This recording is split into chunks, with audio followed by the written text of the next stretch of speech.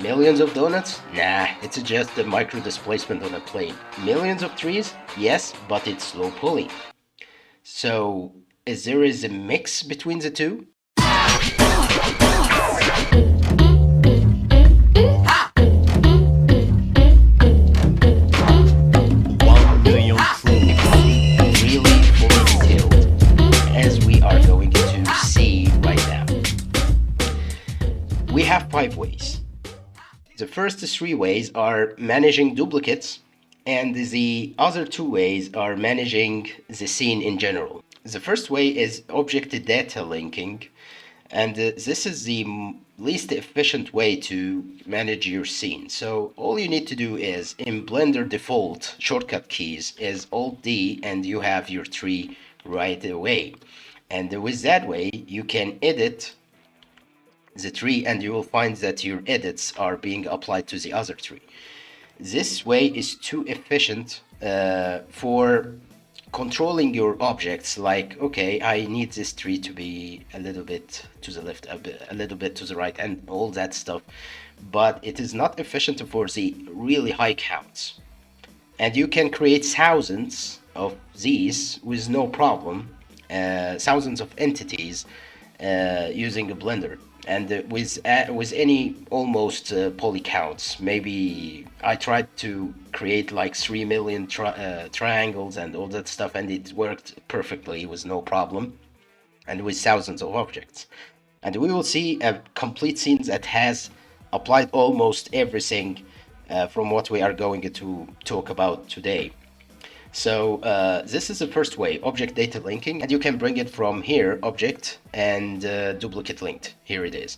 If you didn't find the shortcut for any reason, like I actually had used this 3ds Max for more than 14 years, so it is too difficult to use Blender with the same shortcuts that it has. It has a really different muscle memory, and 14 years with memory, The memory. I think it doesn't worth it using the default shortcut. So I have a special shortcut. So you can assign your shortcut from here by removing like that and assign shortcut Alt D, and that's it.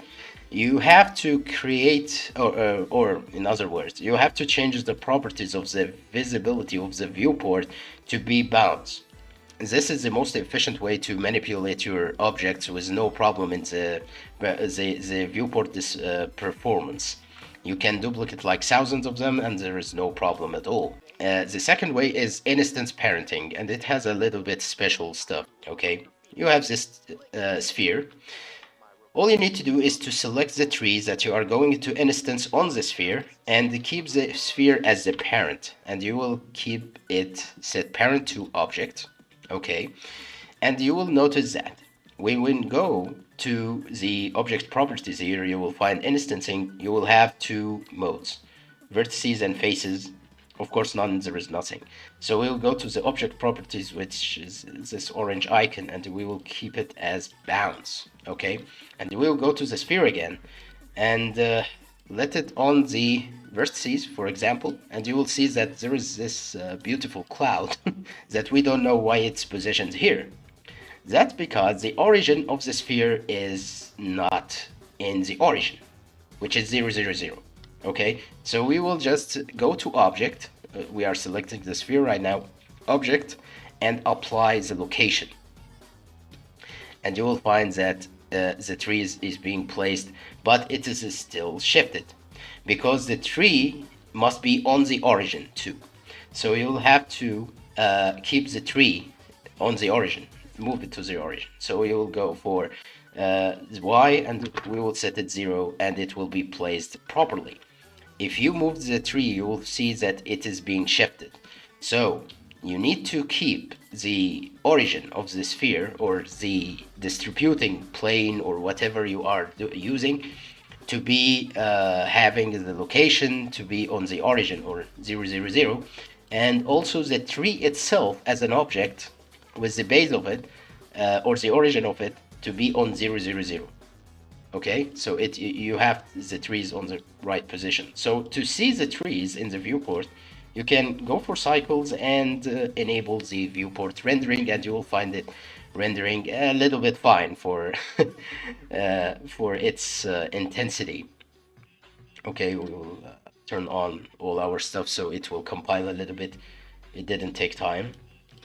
Great. This is my settings. I change always like that. You can copy that. And we will go for the environment and we will put the amazing sky texture. And as you can see that we have a lot of trees, but they are not too much. They are like hundreds. So can Blender handle thousands of them? Yes, you can use this way to handle hundreds of thousands. Maybe 300,000 is enough. Maybe 300,000 is the maximum, if we can say, in that case, because of the display. The most important thing is the display, not what you are going to render, not the count. The count is not important at all.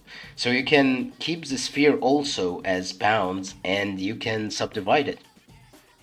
Let's try the subdivision surface. And you will find that the count is being affected by the subdivision surface. So you can disable this in real time and you can subdivide like 6 times. There is no problem. Okay, 6 times in the render, I mean. And let's see the rendering. Okay, it's being calculated right now. So it is synchronizing this object, and we will see like hundreds of thousands of trees right now. We are waiting for the result because it will be a little bit crazy. But as you can see, it is rendering.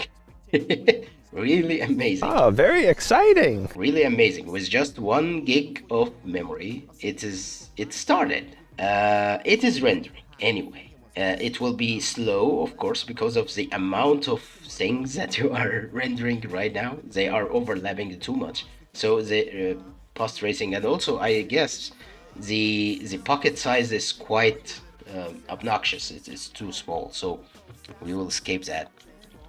Okay, we will cancel the rendering. Hopefully it does cancel. I'm really getting crazy.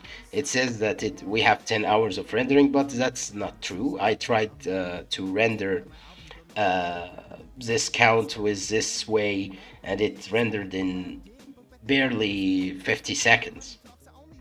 I don't know why it takes too much time. Maybe because 6 is too much. Maybe we can keep it 5.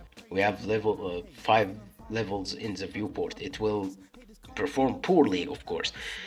But if you want, you are just like stuck in that, you can do that. You can render these crazy renders. As you can see that we have a cube full of trees. It's about 300,000 or something.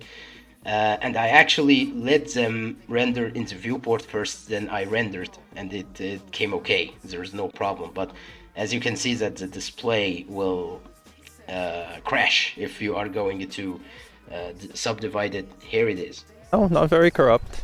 No. It didn't crash. It just took some time to translate that. And we have like, let's say, oh God, 507907. Can you see this number? It's crazy. And the memory is just 616. And we are recording. All that stuff is crazy. You can see what you have. So you can turn off just the real time and it will render fine. But it is above 500, like 500,000 of trees right now. So it is crazy. You can render that in Blender. And I've rendered it perfectly in 50 seconds, and there is no problem. But it was 300,000, which wasn't that much, like 500,000 here. Let's see the second way, 0.5. We want to scatter these trees on this plane. Simple. You will go to Edit, Preferences, and activate this add-on, which is called the Scatter. It has this kind of object, and you just check mark that. It's official. It's from Blender itself, and it's really amazing. It does a good job. So you will have the Object Scatter tool here, And you may use it like that. You will select the both trees first and then select the plane, the scattering element that you are going to scatter on. Just to add some adventure to it, let's make loop cuts, some loop cuts, nice loop cuts. And then with some fanatical proportional editing, we will do like a mall and select both trees on the plane and the scatter object from here, or you can go for object and you will find it there. Scatter objects, the same. And here it is. Okay, it doesn't perform so well, so you will have to be a little bit slow for the stroke that you are putting. Okay, and it has really editing capability that we will see right now. So we have density. Of course, this is the density of the trees that you are going to scatter if we are talking about trees. Now they are 31,000, and it's not a big deal for Blender to hold all that. But it will, we will struggle with this tree, which is not displayed as bounds, so the display may struggle a little bit. And we have the radius, the scattering radius. And the best about that, it doesn't scatter outside the plane if you typed like a larger radius, like 50 meters or something crazy. And they will scatter around the plane like that. There's no problem. And as you can see, that viewport display is not a big deal right now because there is nothing. And you have the rotation. I prefer to turn it off most of the time because it uses a normal rotation anyway. And you can turn off the use normal rotation and it will be upright, it will be erect, because trees doesn't lean on the sides, not much. And you can decrease the randomness if you don't want a crazy variation. Maybe 50% is most of the time does the trick, and maybe 30 for the trees. And the scale is the actual scale of the tree. So it is 0.3. If you turned on 1, it will have this scale. And I think a 0.3 is cool for our demonstration. So, and enter. Let's see how Blender will perform. It does perform okay somehow. Not so bad, but I think that we need to turn on the bounds for this tree. As you can see, it struggles a little bit, as we have mentioned before. And the memory is still 510. So this is the major problem in Blender. It doesn't display a lot of objects if it has a high poly. And as you can see, that this is the yellow tree and this is the main tree. So you can go for the main tree that you have scattered from and keep it as bounds. So you have to turn on the bounds so you can have this amazing performance.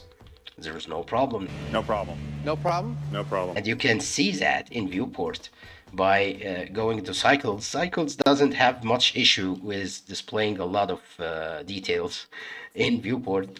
Not much, because we have like 31,000 right now for the objects.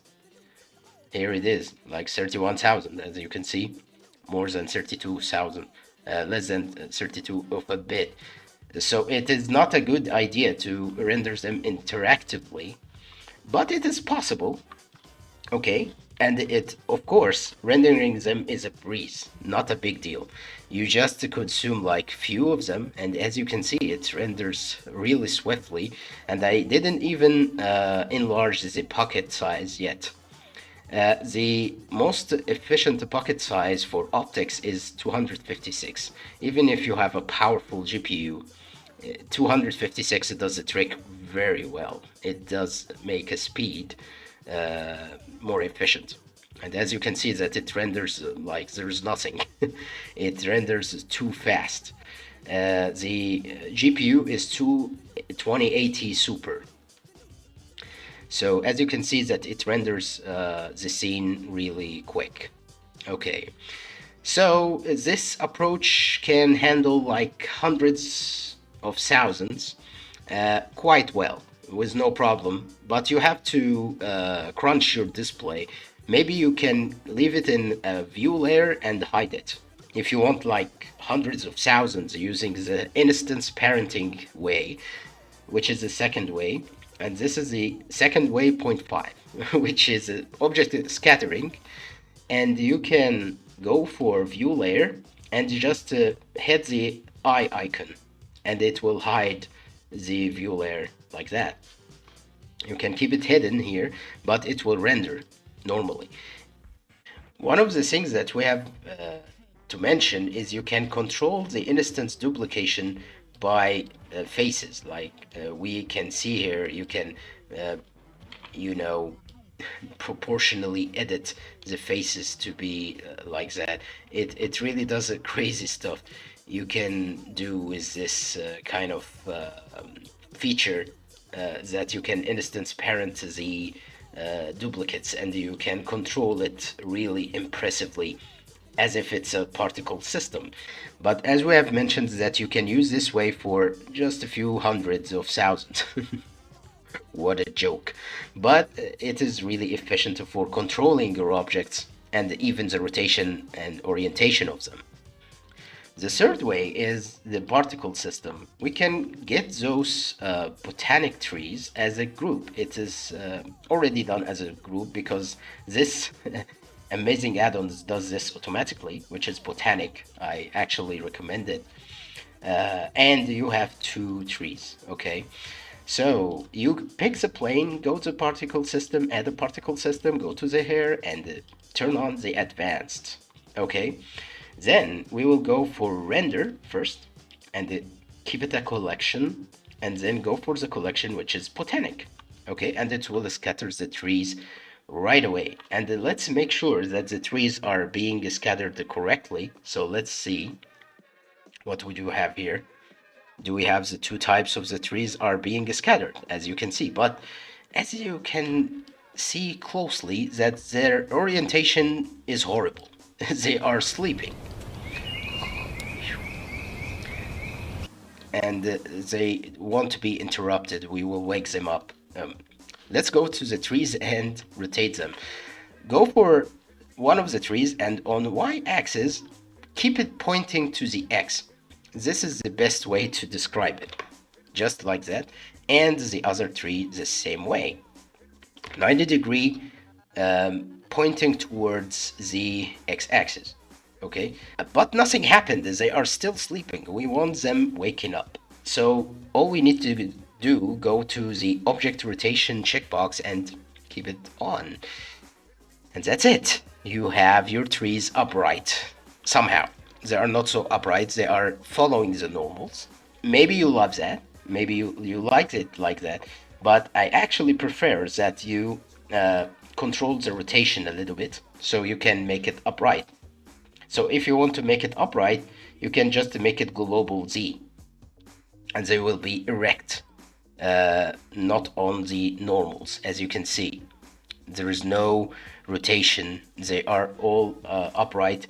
But if you don't like it, you can just keep it as velocity and they will be rotated, as you can see from the bounce of the boxes, that they are rotated a little bit. Okay, with that way, you can render millions of trees in just a few seconds. And let's see how we can do that. First, we will just set the plane to be, or the camera anyway, to be centered like that, as we have done in the intro. We will just see it live. We'll do it live. We'll do it live! That is the idea. So let's start scattering them. But as I've mentioned before, the most important thing is to control your display. This is the most important setting. So here's the number. We can tick. Okay, before we do that, because it's really dangerous, you go to the display of the viewport display and just to keep it 1%, just a few. You don't have to see all of them, and put 3 zeros here. Craziness will happen, and here it is. It is being scattered. The problem is that Blender can't be lower than 1%, but there is another way to manage these millions with no problem. Let's see how Blender will perform if I told them to render 1 million object. Will it start even? Control Enter. It's F12, I guess, in Blender shortcuts. Someone tell me? Anyone? Okay, let's see. Here it is. This is real time. I didn't do any additions yet. Here it goes. Voila. Of course, 1 million is extremely dense that it looks like a green patch. But as you have seen, 1 million and it's rendering. That's quite amazing. Okay, we can decrease the scale a little bit because it looks a little bit odd and too equal because there is no randomness in the scale. So we will escape that. And as you can see, we can render literally in few seconds millions of trees with no problem. Let's see what we can do or set for the scale randomness here, like 0.5 or something. It will load a little bit, it won't be so practical. So if you want to do some settings, just to keep it as low as possible and try to set your settings so you can see how it will perform. And we can decrease the scale a little bit so we can see more distinctive trees. And you can go above 1 million trees, of course. You can do that. CGG demonstrated that. And I actually made the 3 million trees render of the animations that we started this tutorial with. So here it is, 1 million trees, and you can render them swiftly using Blender. Blender has amazing capabilities.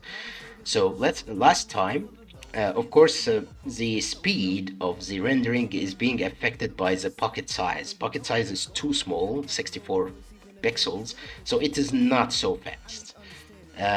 256 is the most optimum for the GPU computing in general.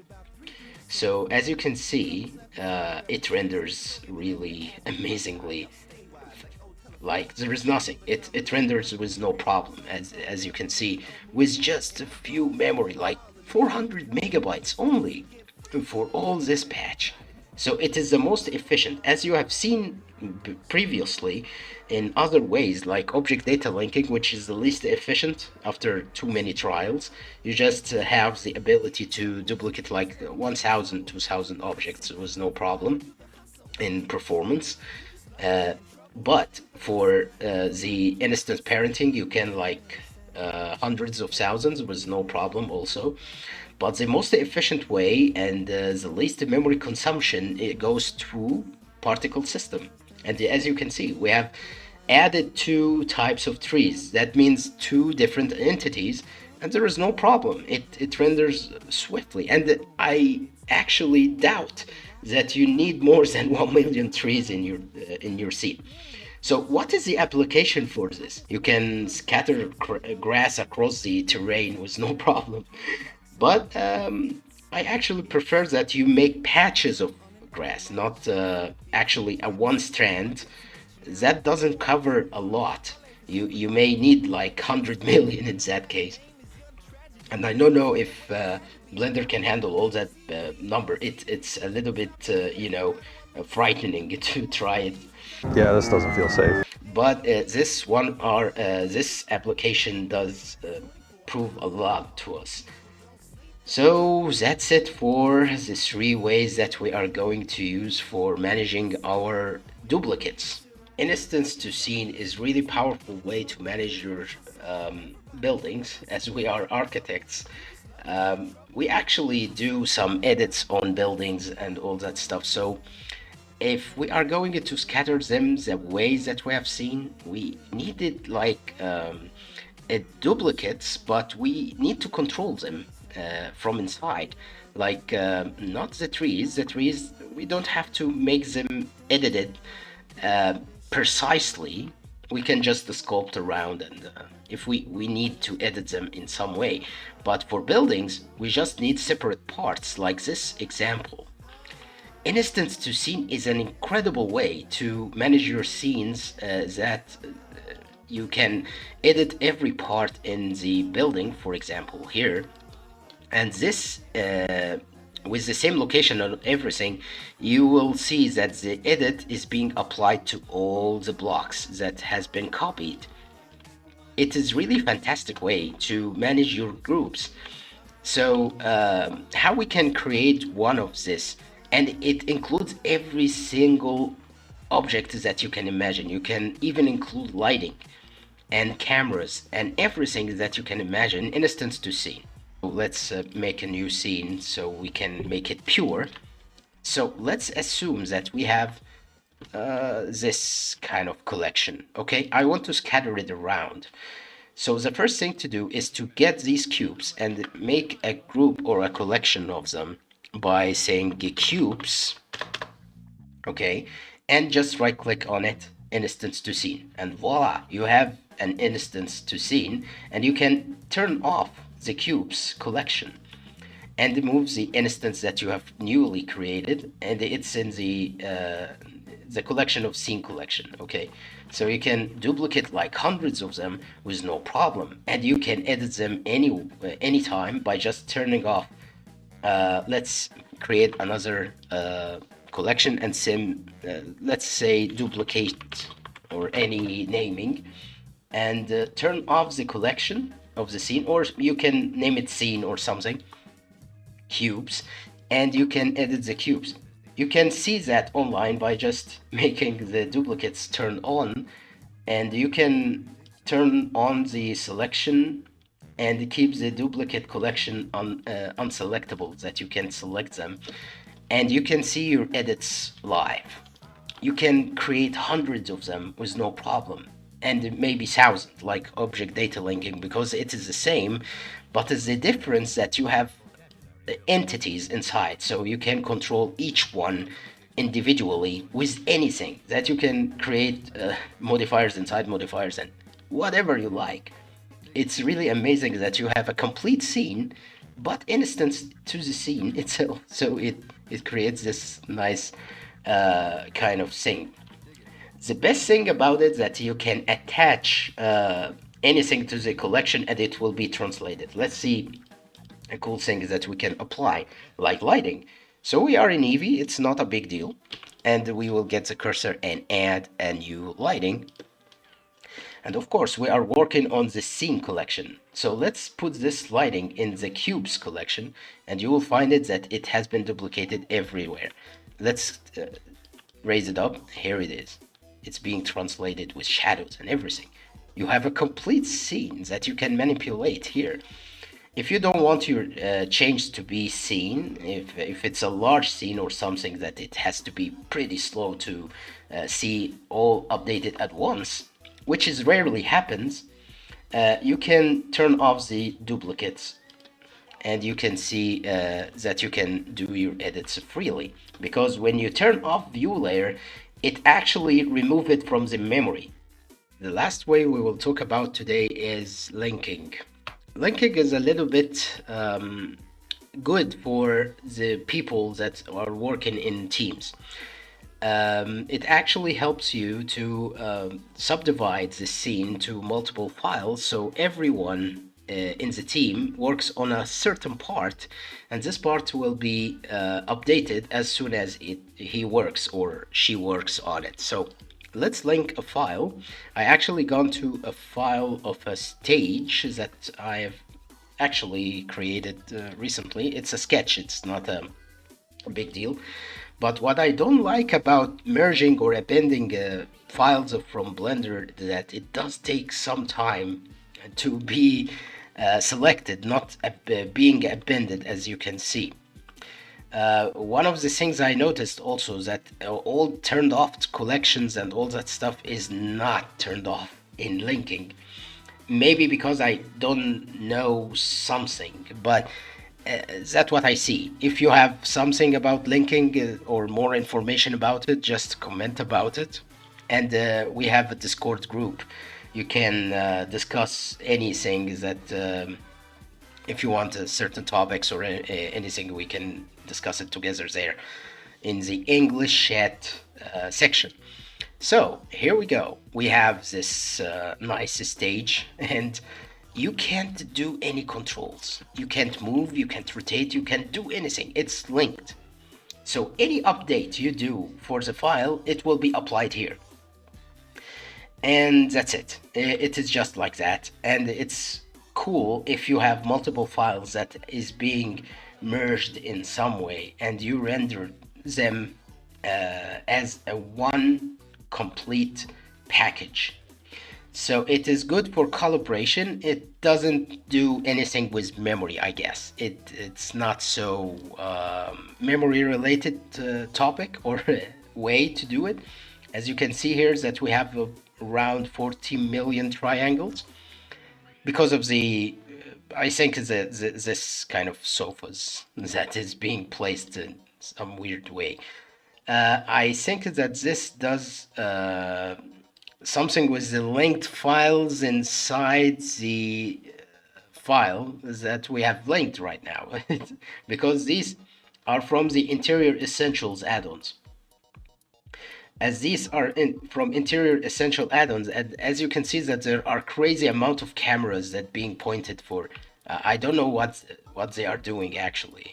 It seems like these are the linked files, and these are the only linked objects. As we have done here, is that we have many objects here, and you can append the file by going into object if you have an object here, and I've selected the wall and I will make it local. So you will go for relations, make local, select the objects and data or materials or whatever. You can make it selected objects only, and you will find that the wall is being set free right now. But for some reason it is too slow to move. So I actually, yeah, because of booleans. There are some booleans, exact booleans. That's why it is too slow. If I made it fast, it will be running fast, okay? I don't know where are they, but okay. So here we go. Here you can link your files. So let's do a recap. Here is a scene that I've created recently for a compound. And as you can see here is that we have villas. I've created two collections, one for the dual lots. If we turn it on, you will find it here, and the single lot. And I turned off the view layer so I don't have to render them not to appear. And they are, of course, moved to the origin. So you just turn off the view layers, and here we go. You can see the particle systems everywhere, almost everywhere. And of course, for this bamboos right here, it is just an object data link. That it's not quite manual copying. It's not actual instances or instance parenting. So it's really amazing that how Blender handles all these objects at once. And as you can see here is that we have 23,000 displayed objects right now, and I can do an interactive rendering really swiftly without any problem, but the problem is that I am recording, so it won't be so fast. As you can see that I have used all the three techniques for creating this beautiful scene. It is not so large, it's quite nice, but as you can see here is that we have lots of details that you can take close-up shots from down there, and there is no problem. And here are some photos or renders from the project. And here is the outro. As you can see that we have flowers, trees, displacement for the flooring, and everything is turned on, and Blender doesn't care. It renders really swiftly. It took about 15 minutes per frame to do this, so it took some quite few days to render these seconds, but they are precious seconds because this was the start that I actually after leaving this 3ds Max, this was the first animation I came up with cycles, and the Blender is amazing, guys. If you are an architect and you have any questions about Blender, you can go to Discord. We have an English chat room there. You may find it in the home page and the description. You'll find an invitation link. You can visit us and I'll be happy to hear your questions and suggestions for new videos. See you there, and see you next time.